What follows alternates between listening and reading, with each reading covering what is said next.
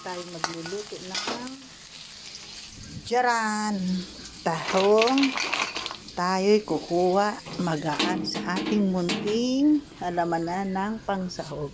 Anong nangyari sa kamatis ko, day? Tapos pag na yung kamatis ko, pero sige, namumunga pa rin, oh. Dahil bunga, oh. Wawa na yung kamatis ko. Tayo kukuha ng pangsahog na. Dahil wala tayong dahon sili.